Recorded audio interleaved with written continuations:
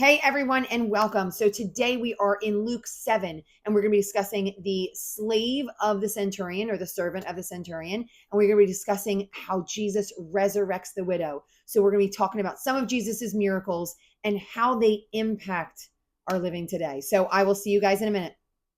Hey, welcome to Bible 365. I'm your host, Kathy Carter, and this channel is here to kind of merge Bible living with Bible literacy. So we are going to be using the New Testament this year in order to understand what it's like to live as a follower of Christ. I have a link below in the description that I have a download that will bring you to a chronological Bible reading of the New Testament. So what I want you to do is read every day and join me and hopefully some friends as we talk about what it means to live as a kingdom builder. Let's get started.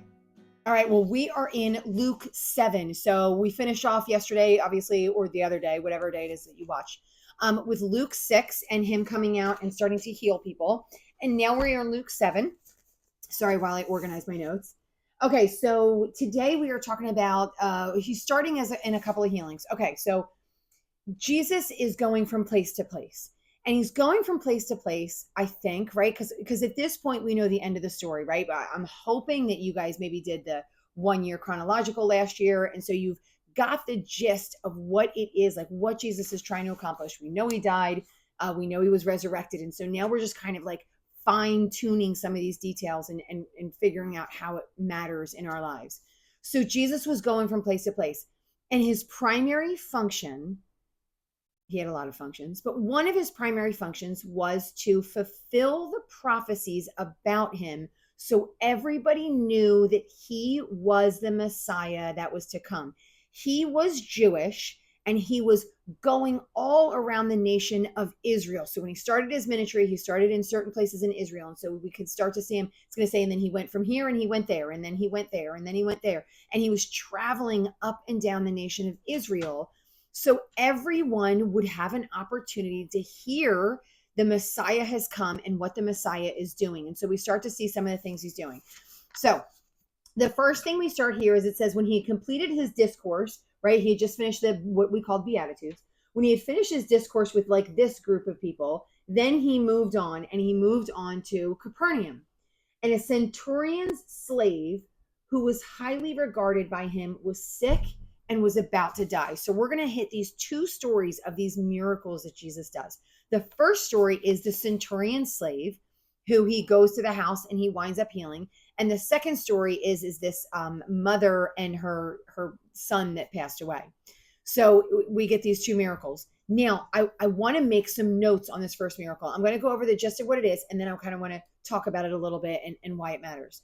So the centurion is not Jewish. He's a centurion, so he's Roman. He's somebody that kind of like occupied their territory. So overwhelmingly, the people in that area wouldn't have necessarily looked with high regard on a centurion, right? So, and like if we bring it back to home, imagine that you are living in your town and in a bigger town, like so the federal government, let's just say, like not your local police, but the federal government are coming in and they're like occupying your area. You would not like it. Like, and maybe you would, but I believe that you probably wouldn't like it for whatever reason they were occupying your area. You wouldn't like it. You wouldn't necessarily feel safe, right? It's a little bit scary being surrounded by leaders and people that have guns and that are able to do things that you're not allowed to do. So they didn't look fondly on centurions. So that's just kind of like the first note. And remember, Israel is like kind of a separate people group. And the centurions, even more so now, the centurions are in there and they're in a lot of ways forcing their will upon the nation of Israel. There was this precarious balance in the way in which they lived, where like the Israelite leaders would like follow some of the rules and give some stuff to Rome in order to live like a little bit in their separate community. But make no mistake, Rome was there and they wouldn't mess around too much. Israelites did not have the same amount of rights and freedoms that Roman citizens did. And so this centurion here, and I tell you all this because Jesus was Israelite. Jesus was Jewish. And so he's going to look at a centurion and your initial thought would be, not that guy. Like, I don't, one, he's a centurion. Two, he's coming for his slave, which is a person that it has no freedom of their own. So again, looking at it through our lenses, right? Like our, in some ways, rose-colored glasses, this guy owns a slave. You know what? Give your slave up. But now we're getting this story, and Jesus is going to heal this slave. And so we're going to hear some things about the centurion. So the things that we hear about the centurion. So the centurion sends these Jewish people, and he sends them to Jesus and says, can you get these people to heal my slave? And so he sends them out, and he says, and the Jewish people come to Jesus and they say, hey, this guy is a pretty good guy. This guy gave money, it seems, to the temple. He helped build the temple, is one of the things that they say. They say he is God-fearing, right? So they say, he is worthy for you to grant this to him. So they have made a centurion, a Roman citizen, worthy of being healed by one of their people, right? So by what we know as the Messiah, but what they knew as is this was probably a prophet that was coming in to heal, right? Jesus, at the very least, was a prophet that was coming in healing. And he's saying he's worthy for you. He built us a synagogue. And it says, so then Jesus started on his way with him, and he was going to go to heal him. I want to make a note before I move on, because here it says this guy sent people. And then it even follows up and it says, when Jesus got close, it said, Lord, don't trouble yourself to come further. First of all, he calls him Lord, which is a humble position. Lord, don't trouble yourself further. I'm not worthy for you to come under my roof. For this reason, I did not even consider myself worthy to come to you. I'm only making a note of this because he's like, I can't even come to you. So we're seeing like a lot of humility in this centurion who would have been levels above Jesus. So Jesus was a humble carpenter in Israel, a Hebrew. A centurion was kind of like an overlord over the Hebrews, but he loved their people, he loved their God, and they deemed him worthy to be healed. And so he's like, Lord, he uses this humble expression, don't even come to me, just send some people out, right? Like, I know if you say heal, then he's gonna be healed. I run a militia or a little army, and I just tell them what to do, and they go do it. And I know that you can do the same thing. You have as much power, if not more than me, to go do the same. So this Roman, who I say the Israelites would consider him bad, but the Romans would consider the Jewish people bad. So like, so he's looking up to this Jewish person, which he would have considered, I want to say, under his feet. He would have considered him less than, for sure. And he's even recognizing there is something about this Jesus, that he is doing something amazing and miraculous. And I need to like bend the knee in a way to him, again, by calling him Lord. He said, you don't even need to send anyone. You can just heal him. And he did. He wound up healing the guy's slave. So the guy loved his slave enough in order to get him healed. The guy loved or was humble enough to recognize that Jesus was the one that was doing this. Now, this story is told in a different gospel. This story is told in the Gospel of Matthew. And the only reason I'm bringing it up is because, I don't know, some of you guys might listen and be like, yeah, this story, but like there's a somewhat different story in the book of Matthew. The book of Matthew never mentions the Jewish people going to be sent. The book of Matthew just says he went. And in this one, it says, I'm not even worthy to come to you myself. And so there's, in some ways, a really big discrepancy in this book, in the two books. And so I want to kind of note why I even think it matters, because someone can use this, right? Like, so say you're just a believer, right? You're somebody who loves the Lord, and you go, that's weird. They have two different stories, and it can make you question, like, what does that mean about my faith? You could do one of two things. You could be like, I don't know, whatever. It doesn't matter. It's only people writing the book. It's no big deal. But if you are someone that leans on what we would call the inerrancy of Scripture, or what we believe is that everyone who wrote this wrote truth, then this causes a little bit of a problem. So a couple of ways to look at this. One way is that in the book of Matthew. So the book of Matthew was written to Jewish people, right? It was a Jewish guy. It was Matthew. We know Matthew was the tax collector. Matthew's like, I'm just giving you the facts. And the facts are that he went out, he did this, asked Jesus, Jesus healed it, we're good to go, right? Like they were just the facts. But he does say that the centurion went. There's an understanding that says that just because sometimes they say you went, they know that it means if you didn't go, then you actually had the power to send someone, right? Because he had power to send people to do his bidding. And so they were like, well, it says you, but it would have been understood that it wasn't really him, that it could have been people that he sent.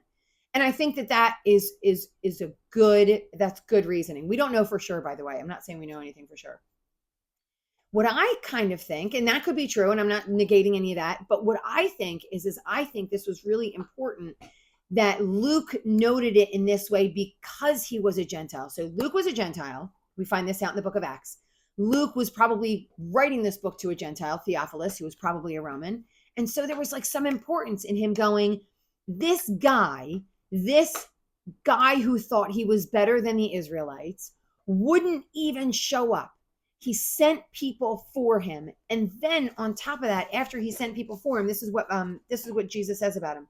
It says in verse 9, now when Jesus heard this, that he just said, like, you can just heal him, he marveled at him and turned to the crowd and said, I say to you, not even in Israel have I found such faith. So Luke is noting, like, guys, you guys are reading this, or guy, let's just say it's to Theophilus, although I think Theophilus probably ran or headed a church. Theophilus, you're reading this, and just so you know, you were not Jewish, and yet Jesus said, I'm healing people that are not Jewish. He says the faith of some of the people outside of the house of Israel are going to be saved with those inside the house of Israel. So when he is sharing this Theophilus is sharing this with his congregation or his friends or his house church, his co-believers, whatever it is that he shares it with, which I assume that he's sharing it.